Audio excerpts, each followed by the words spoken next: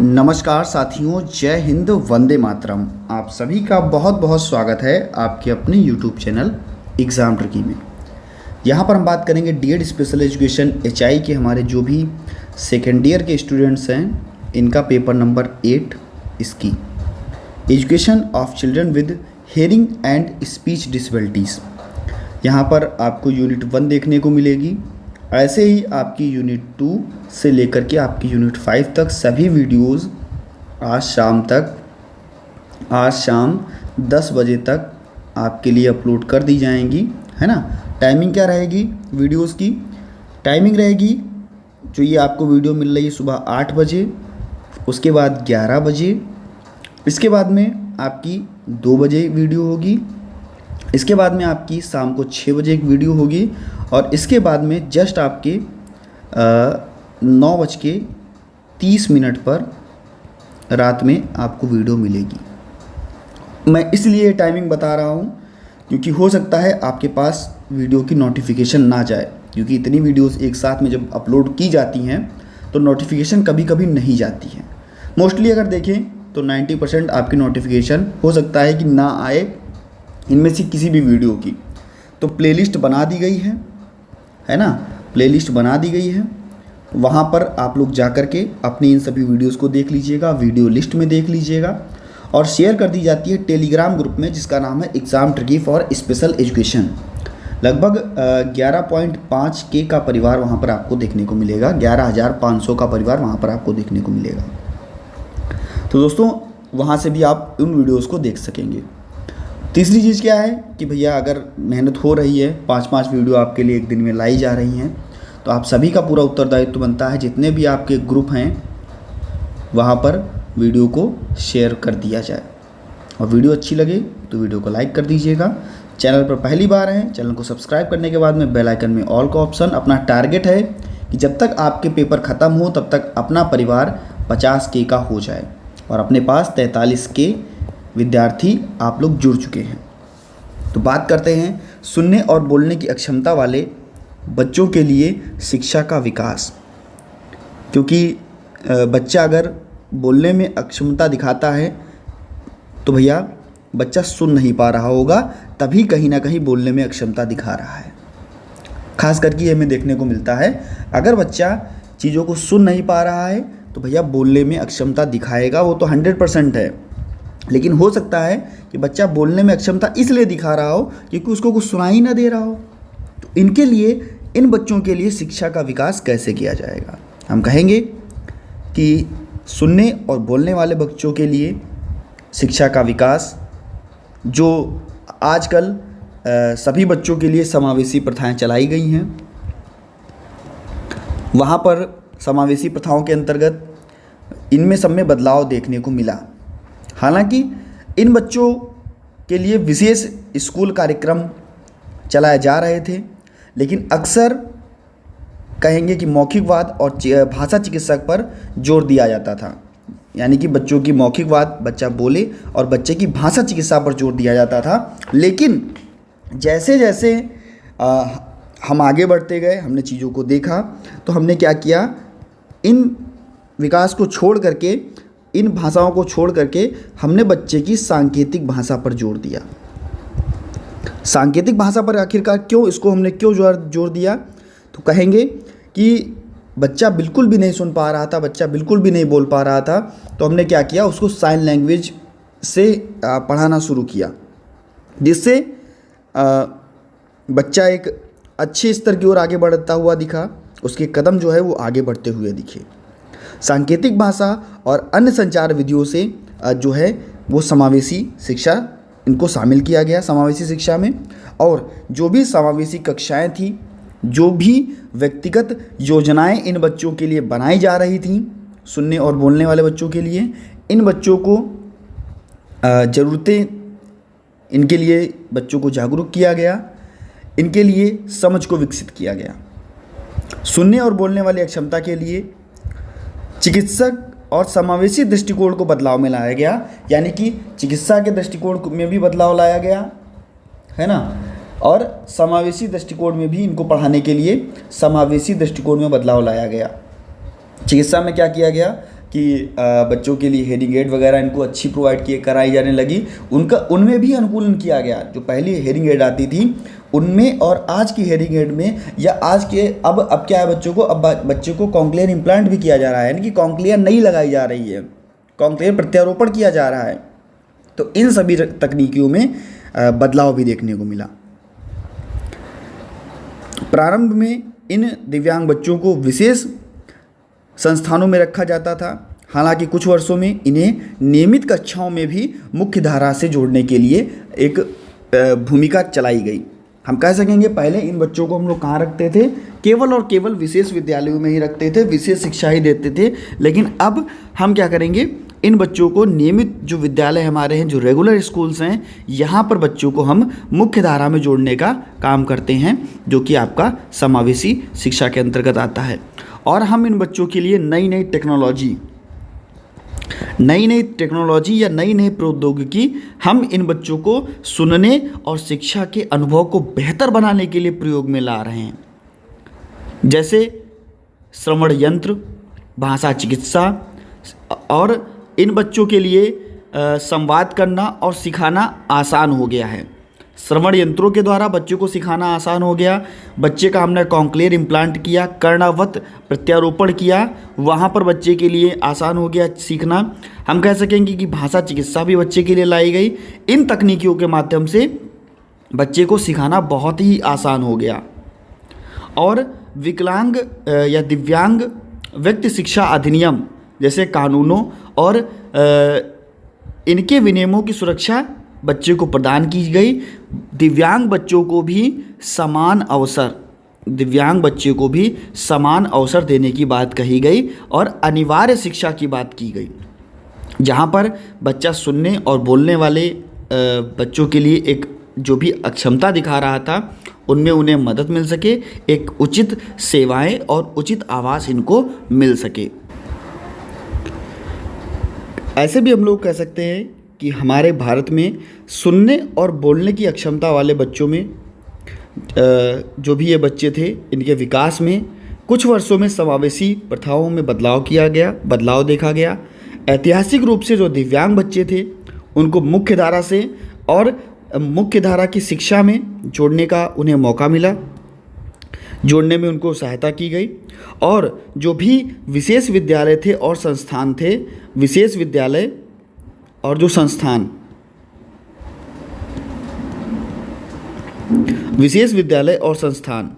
इनमें समावेशी शिक्षा को लागू किया गया। बच्चों की ज़रूरतों को पूरा करने के लिए व्यक्तिगत शिक्षा और योजनाओं को चलाया गया और इन पर ध्यान केंद्रित किया गया कि कौन कौन सी शिक्षा हमें बच्चे को देनी है। दिव्यांग बच्चे को मुफ्त एवं अनिवार्य शिक्षा की ओर बढ़ाया गया और इसके साथ साथ बच्चे को सांकेतिक भाषा, संचार की विधियाँ और कह सकेंगे हम लोग कि जो भी इसके व्यापक शब्द थे, व्यापक चीज़ें थीं, बच्चे को उपलब्ध कराने का प्रयास किया गया। जबकि बच्चे में जितनी भी चीज़ें की गई, इनके अनुसार बच्चे का सारा जो भी सकारात्मक विकास है, पॉजिटिव डेवलपमेंट है, वो हुआ।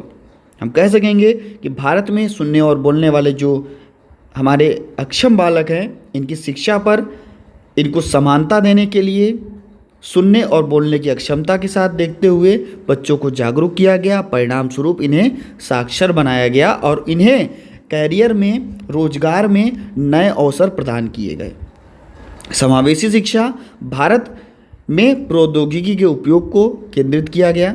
समावेशी शिक्षा के साथ साथ टेक्नोलॉजी का प्रयोग किया गया और विशेष विद्यालयों, एकीकृत कक्षाओं और श्रवण यंत्रों, कॉन्क्लियर इम्प्लांट ऐसे उपकरणों के माध्यम से बच्चे को एक आधिकारिक मान्यता मिली और बच्चा विद्यालय जाकर के पढ़ने के लिए समर्थ हो सका। इसके तहत शिक्षा के अवसर, सर्व शिक्षा अभियान, माध्यमिक शिक्षा अभियान, है ना, समावेशी शिक्षा में इनको शामिल किया गया और सुनने और बोलने की अक्षमता वाले बच्चों को शिक्षा और जागरूकता, इनमें बच्चे को सरकारी संगठन और गैर सरकारी संगठन किन किन क्षेत्रों में कार्य कर रहे हैं, इनके बारे में भी बताया गया। बच्चों को हम लोग अच्छी शिक्षा दे सकें, उनको हम बुनियादी ढांचा प्रदान कर सकें, समाज और संस्कृति की बाधाएं जो हैं उनमें शामिल हो सकें, पर्याप्त रूप से बच्चे को हम सुधार सकें और उन्हें एक गुणवत्तापरक शिक्षा जो है वो प्रदान करा सकें। ये आपका सुनने और बोलने वाले बच्चों के शिक्षा में विकास जो है उसको बेहतर बनाएगा, अच्छा बनाएगा। इसके बाद में हम बात करते हैं आपके यूनिट 1.2 की। यूनिट 1.2 में कहता है कि प्रारंभिक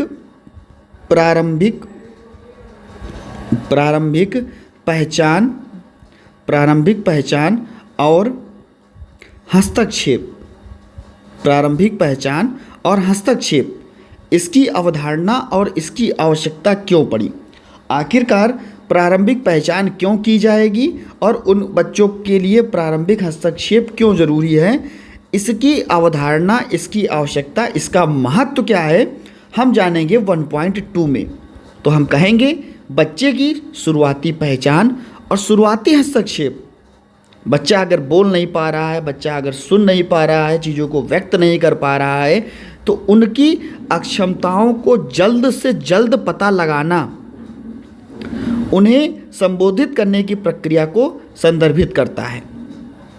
जो भी उनमें कमियां हैं, दिव्यांगता का स्तर क्या है, उन परिणामों को पता लगाना और उन बच्चों के लिए शीघ्र हस्तक्षेप कार्यक्रम लागू करना। शैक्षिक सफलता कितनी है बच्चे की, भावनात्मक सफलता कितनी है, इन सभी चीज़ों पर ध्यान देना। प्रारंभिक पहचान और हस्तक्षेप की अवधारणा इस समझ पर आधारित है कि बच्चे के जीवन में पहले कुछ वर्ष भाषा का जो विकास है वो महत्वपूर्ण होता है। अगर बच्चा इनमें देरी दिखा रहा है या बच्चे में इनके परिणामों में हानि हो रही है, तो सुनने और बोलने की अक्षमता का हम जल्दी से पता लगाएंगे कि आखिरकार कारण क्या है जिससे बच्चा हमारे इस सुनने और बोलने की अक्षमता में पीछे है। विशेष रूप से उचित समर्थन देंगे बच्चे को, संवाद करने के लिए बच्चे को प्रेरित करेंगे, सामाजिक संबंध विकसित करेंगे और शैक्षिक सफलता इसके संघर्ष में भी हम बच्चे के लिए योगदान देंगे। जितनी जल्दी से जल्दी हम उनकी अक्षमताओं का पहचान कर पाएंगे, उतनी ही जल्दी हम उन बच्चों में हस्तक्षेप कर पाएंगे। इसके लिए बच्चे का भाषा कौशल विकसित होना बहुत ज़रूरी है। साथ ही साथ बच्चे को सामाजिक संबंध, बच्चे को बच्चे का शैक्षणिक विकास, सामुदायिक जीवन में किस रूप से बच्चा भाग ले रहा है, इस पर भी हम लोग ध्यान केंद्रित करेंगे। कहेंगे कि प्रारंभिक पहचान और हस्तक्षेप के महत्व को कम करके आंका नहीं जा सकता। हम कहेंगे कि जो भी प्रारंभिक पहचान है या हस्तक्षेप है, इन बच्चों को हम बिल्कुल भी ये नहीं कह सकते कि ये इनके लिए ज़रूरी नहीं है, इनको हम कम नहीं आंक सकते, क्योंकि प्रत्येक बच्चे के लिए नई टेक्नोलॉजी, नए अनुसंधान, बेहतर कौशल, शैक्षिक परिणाम, हस्तक्षेप, ये सारी चीज़ें बहुत ही ज़रूरी है। अगर उनमें कोई भी अक्षमता है, तो इनमें ये सारी कमियां देखने को मिलेंगी। सामाजिक भावात्मक कल्याण, बेहतर शैक्षिक परिणाम, भाषा कौशल, है ना, इनमें हस्तक्षेप, ये सारी कमियां बच्चे में देखने को मिलेंगी। हम अगर इन कमियों की शुरुआती ही पहचान कर लें, सुनिश्चित कर लें कि बच्चे को किस क्षेत्र में हस्तक्षेप देना है, कौन कौन से बच्चों के विकास करने हैं, चाहे भाषा विकास हो, चाहे सामाजिक विकास हो, बच्चे का भावनात्मक विकास हो, है ना, कौन कौन से शैक्षणिक विकास हुआ, तो कौन कौन से हमें विकास करने हैं और जीवन के क्षेत्र में कहाँ पर कितने समय के बाद बच्चे में हस्तक्षेप करना है। क्योंकि जो विकास नहीं हो रहा है बच्चे का, वो किन क्षेत्रों में, किन स्तर पर हो सकेगा। प्रारंभिक पहचान और हस्तक्षेप। बच्चे को अगर सुनाई नहीं दे रहा है, सुनने वाले ना सुनने वाले बच्चे हैं, तो इनके लिए हम श्रवण यंत्र का प्रयोग कर सकते हैं। बच्चे का हम कॉन्क्लेयर इम्प्लांट करा सकते हैं। बच्चे को हम सांकेतिक सहायता दे सकते हैं। जो भी बच्चे के लिए सहायक उपकरण हैं, भाषा चिकित्सा है, इसको प्रदान करा सकते हैं, जिससे बच्चे के लिए संचार कौशल विकसित होगा। जब बच्चे में हस्तक्षेप होगा इन सभी चीज़ों में, तो संचार कौशल विकसित होगा, शैक्षिक प्रदर्शन में सुधार आएगा और बच्चे का सामाजिकरण और जीवन की गुणवत्ता है, इसमें सुधार आएगा।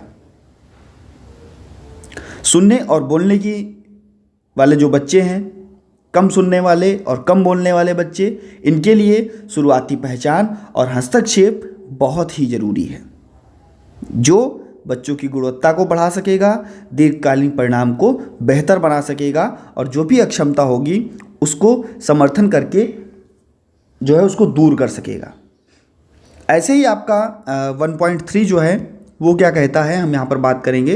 1.3 आपका कहता है कि जो आपके बहुविषयक टीम है, मल्टी डिस्पेंसरी टीम, जिसको हम लोग बहुविषयक टीम कहते हैं, क्या कहेंगे इसको हम लोग,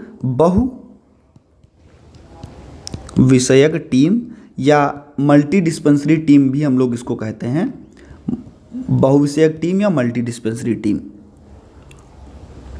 तो इसका अर्थ क्या है, प्रकार क्या है और इस बहुविषयक टीम की भूमिका क्या है।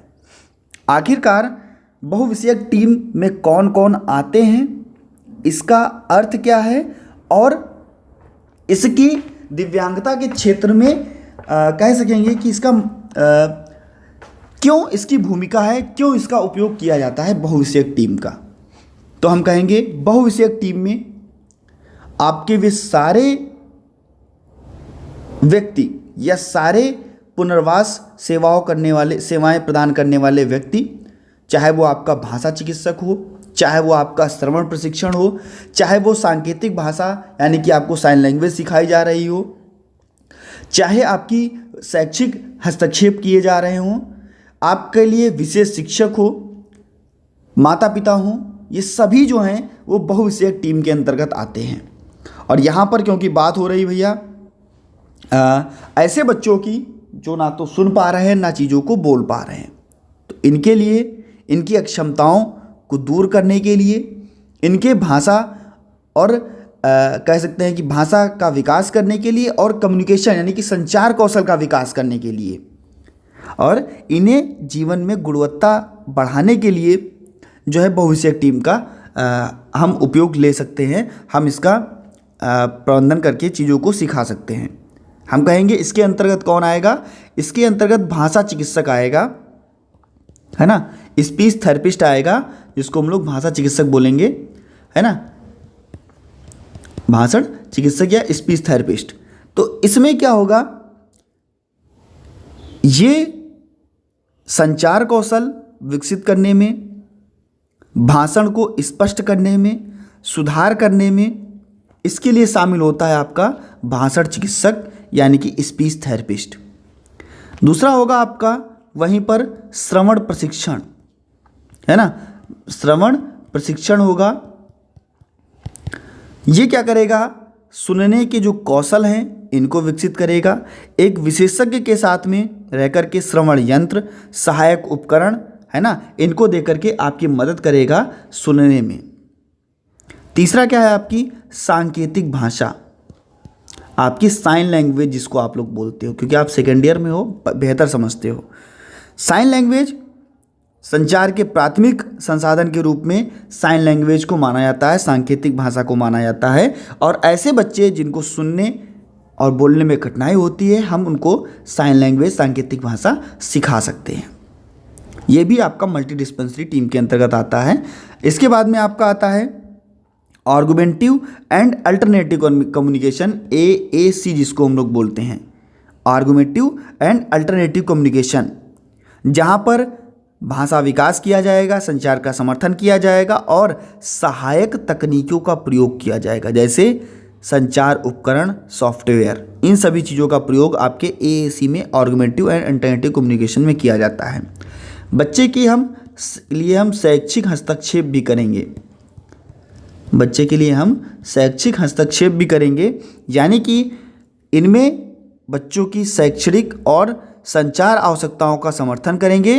और बच्चे के लिए हम क्या, IEP है ना, बच्चे की व्यक्तिगत शैक्षिक जो योजना है उस विकास में शामिल करेंगे। हम कह सकेंगे कि जो भी बोलने और सुनने वाले अक्षम बच्चे हैं, इनके लिए हस्तक्षेप रणनीतियाँ अपनाई जाएंगी। इसमें बहुविषयक टीम बहुत ही आवश्यक है, मल्टी डिस्पेंसरी टीम बहुत ही आवश्यक है, जहाँ पर स्पीच थेरेपिस्ट, यहाँ पर भैया आपका ऑडियोलॉजिस्ट भी आता है, ऑडियोलॉजिस्ट भी आता है। स्पीच थेरेपिस्ट आपका हुआ, आपका ऑडियोलॉजिस्ट हुआ, कह सकेंगे विशेष शिक्षक हुआ, मनोवैज्ञानिक हुआ, ऐसे अन्य पेशेवरों को शामिल किया जाएगा। ये पेशेवर, ये बहुविषयक टीम आपके लिए कह सकेंगे बच्चे का आकलन करेगी। बच्चे का आकलन करने के बाद में उसकी व्यक्तिगत हस्तक्षेप योजना बनाएगी, और योजना बनाने के बाद में बच्चे का विकास करेगी, और उसके बाद में विकास करने के बाद में बच्चे का क्या करेगी, मूल्यांकन करेगी। तो ये चीज़ें आपको देखने को मिलती हैं बहुविषयक टीम के अंतर्गत, कि आखिरकार बहुविषयक टीम जो है वो कैसे सेवाएं प्रदान कर रही है इन बच्चों को, दिव्यांग बच्चों को।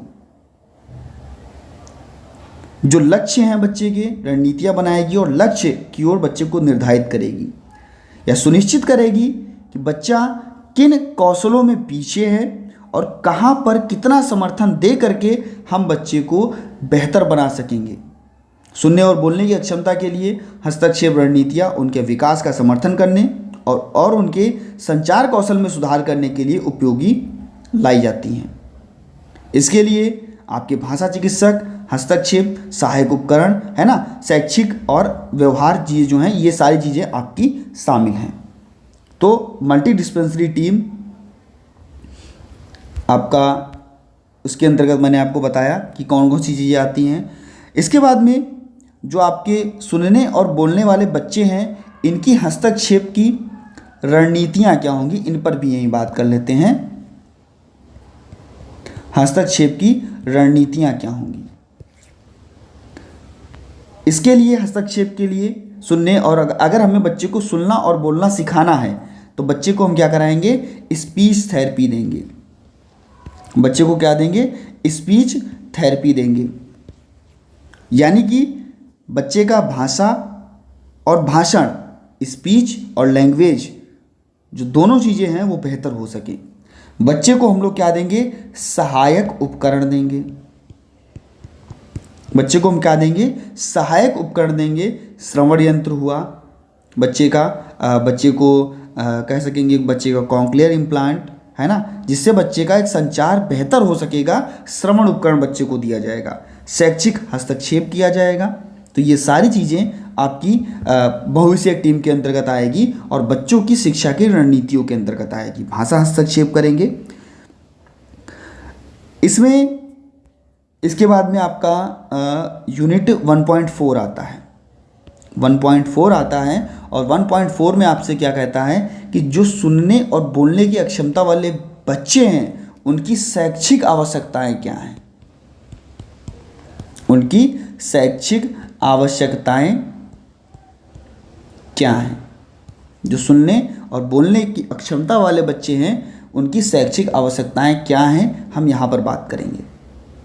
कहेंगे कि इन बच्चों के लिए हम लोग क्या करेंगे, हस्तक्षेप सेवाएं उपलब्ध कराएंगे, इनका आकलन करेंगे, इनकी लिए विशिष्ट कह सकेंगे शिक्षा योजना बनाएंगे, सहायक तकनीकों का प्रयोग करेंगे, संचार चिकित्सा का प्रयोग करेंगे और सीखने के लिए एक योग्य वातावरण बनाएंगे। तो इन चीज़ों का हम लोग प्रयोग कर सकते हैं। इनके अंतर्गत क्या क्या आएगा मैं आपको बता दे रहा हूँ। ये सारी चीज़ें आपकी एक दूसरे से रिलेटेड हैं। सेकेंड ईयर आपका केवल और केवल समझ पर आधारित है। अगर आप HI सेकेंड ईयर का कोई भी पेपर दे रहे हैं, फर्स्ट ईयर में आपने रटा था और जो आज बच्चे पहली बार फर्स्ट ईयर के एग्ज़ाम के लिए तैयारी कर रहे हैं, पहली बार वीडियोस को देख रहे हैं, फर्स्ट ईयर वाले वो चीज़ों को नहीं समझ पा रहे हैं, क्योंकि फर्स्ट ईयर में आपके कान से संबंधित, आपकी स्पीच से संबंधित चीज़ें थी। और ऐसे शब्द थे जिनको आपने पहली बार सुना था। लेकिन सेकेंड ईयर में अगर आपने फर्स्ट ईयर बेहतर तैयार किया है तो सेकेंड ईयर में आपको बिना बताए आप चीज़ों को बढ़िया सीख सकोगे, क्योंकि आपने फर्स्ट ईयर अच्छे से पढ़ा था। यहाँ पर कह रहा है कि जो सुनने और बोलने की अक्षमता वाले बच्चे हैं, इनकी शैक्षिक आवश्यकताएं क्या हैं। तो हम कहेंगे कि इनकी ज़रूरतें और इनकी क्षमता, इस पर ही हमें ध्यान देना होता है। इसके लिए बच्चों की तकनीकी प्रारंभिक हस्तक्षेप सेवाएं, विशेष आकलन, आईपी, साथ साथ शिक्षक और शिक्षक पेशेवरों के साथ में माता पिता का भी देखभाल होना और सेवा प्रदाताओं का भी देखभाल होना बहुत ज़रूरी है। बच्चों के लिए हम प्रारंभिक हस्तक्षेप सेवाएं देंगे,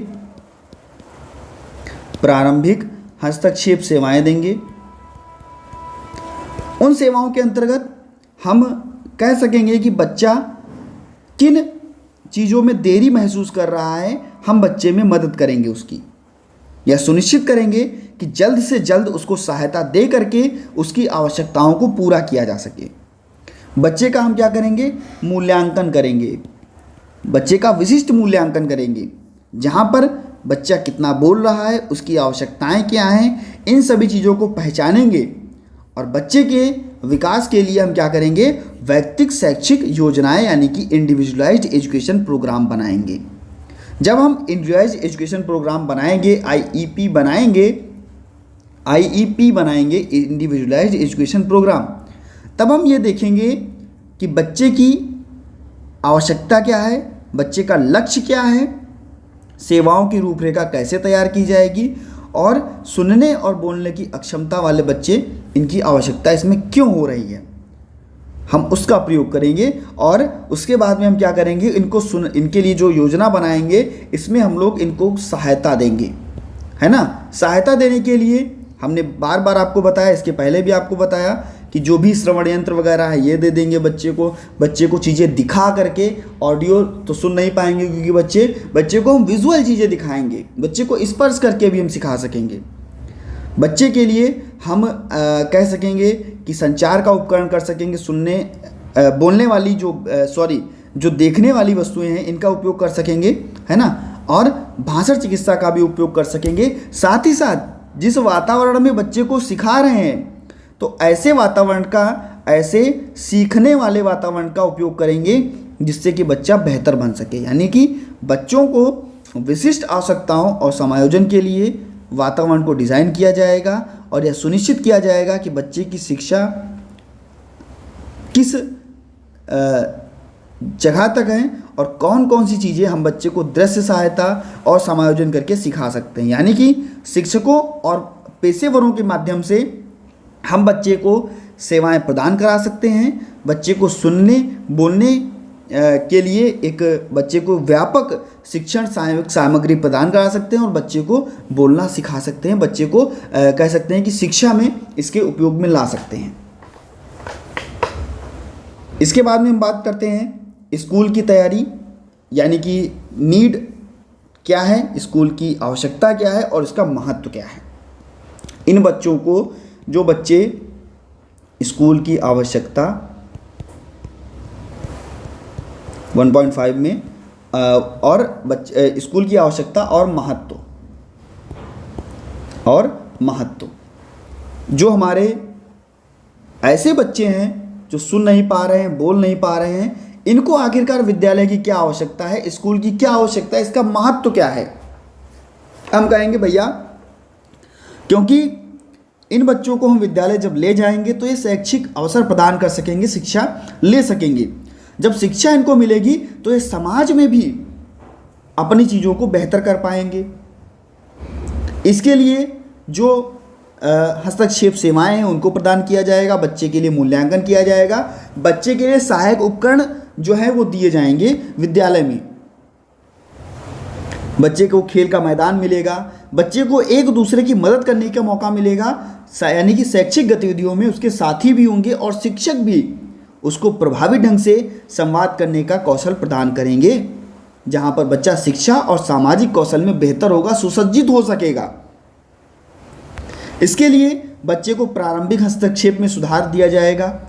जब बच्चे का विकास जो थेरेपी या ऑडियोलॉजी सेवाएं, उपकरण इनको प्रदान किया जाएगा, तो क्या होगा कि स्कूल का जो बच्चे जब वहाँ पर प्रवेश लेंगे, तो जब वहाँ पर इनको ये चीज़ें दी जाएंगी, जो आवश्यक इनके कौशल दिए जाएंगे, स्पीच थेरेपिस्ट, ऑडियोलॉजिस्ट है ना, इनको सबको दिया जाएगा, तो क्या है, बच्चा वहाँ पर चीज़ों को सीखेगा और उसके परिणाम जो होंगे वो धीरे धीरे सुधरेंगे। इसके बाद में बच्चे का हम लोग क्या करेंगे, आकलन करेंगे और बच्चे का हम लोग जब आकलन करेंगे तो जो भी उसकी बोलने की क्षमता है, भाषा की क्षमता है और जो भी उसकी संज्ञानात्मक क्षमता है, यानी कि उसके पास बुद्धि कितनी है, उसका भी हम लोग आकलन इसमें शामिल करेंगे। और शिक्षक और बच्चे को कह सकेंगे कि शैक्षिक और सामाजिक विकास का समर्थन करते हुए बच्चे के लिए हम योजनाएं बनाएंगे। योजनाएं बनाने के बाद में बच्चे के लिए हम संचार उपकरण का उपयोग करेंगे। संचार उपकरण में बच्चे को हम लोग टैबलेट के माध्यम से, नए टेक्नोलॉजी के माध्यम से, है ना, FM सिस्टम के माध्यम से और बच्चे को चीज़ें दिखा करके, है ना, जो भी उपकरण बच्चे की सहायक शिक्षण सामग्री के अंतर्गत आएंगे, TLM के अंतर्गत आएंगे, टीचिंग लर्निंग मटेरियल के अंतर्गत आएंगे, उनसे हम बच्चे को गतिविधि जो है वो करवाएंगे और बच्चा इससे क्या होगा, सीखने में मदद ले सकेगा। इसके बाद में बच्चे के जो सामाजिक और भावात्मक पहलू हैं, इनको हम लोग मजबूत करेंगे, यानी कि अगर बच्चा इन सभी चीज़ों को बेहतर कर पाएगा तो समाज में और अपनी भावनाओं का भी विकास कर सकेगा, है ना। तो ये सारी चीज़ें जो हैं आपको देखने को मिलेंगी कि कैसे हम एक विद्यालय में इन बच्चों की आवश्यकताओं का प्रयोग कर सकते हैं और इन बच्चों को सामाजिकरण, शैक्षिक सफलता, बच्चों में आत्मविश्वास, आत्मसम्मान की भावना को बढ़ाया जा सकेगा, है ना। तो ये सारी चीज़ें जो हैं वो की जा सकेंगी। हस्तक्षेप किया जाएगा, जिससे क्या होगा, बच्चा एक बेहतर विकास कर सकेगा और उसको एक बेहतर जो भी आवश्यकता है वो अपनी बेहतर आवश्यकताओं की पूर्ति कर सकेगा। इस प्रकार से आपका यूनिट 1 जो है 1 यूनिट जो आपका है वो यहाँ पर भैया कंप्लीट होता है। अगर वीडियो अच्छी लगी हो तो लाइक कर दीजिएगा। नोटिफिकेशन ना पहुँच रही हो तो भैया आपका टेलीग्राम ग्रुप है, वहाँ पर वीडियो को शेयर कर दिया जाएगा। और आज शाम 9:30 पर मैंने आपको बता दिया था कि आपकी लास्ट वीडियो जो होगी यूनिट 5 की वो अपलोड कर दी जाएगी, यानी कि एक दिन में ही आपको 5 वीडियोस दे दी जाएंगी। आपका पूरा सिलेबस पेपर नंबर 8 ख़त्म कर दिया जाएगा, जिससे कि आप लोग अच्छी अपनी तैयारी कर सकेंगे। और भैया आप सभी से विनम्र निवेदन है, जितने भी आपके ग्रुप हैं वहाँ पर एक बार वीडियो को शेयर कर दीजिएगा। और अपने परिवार को भैया कितना बनाना है, जब तक आपके पेपर लास्ट तक पहुँचें तब तक आपको 1 महीने का समय और 50K यानी कि 43K हो चुके अपने पास में। और इतने लोग जब हो तो बहुत ज़्यादा 7K आप आराम से कर सकते हो 1 महीने के अंदर। 7K अभ्यर्थियों को आप बहुत आराम से जोड़ सकते हो, 7000 अभ्यर्थियों को आप बहुत आराम से जोड़ सकते हो अगर आप 43,000 की संख्या अपने यहाँ पर रखे हुए हो। तो बस भैया आप सभी से निवेदन है 50,000 टारगेट सभी लोग पूरा कीजिए। क्यों? क्योंकि अपने को भी थोड़ा अच्छा लगे और अपना चैनल जो बढ़ रहा है वो बहुत ही अच्छे से बढ़े। मिलता हूं दोस्तों नेक्स्ट वीडियो में नई जानकारी के साथ में। बने रहिएगा आपके अपने चैनल एग्जाम ट्रिकी पर। धन्यवाद।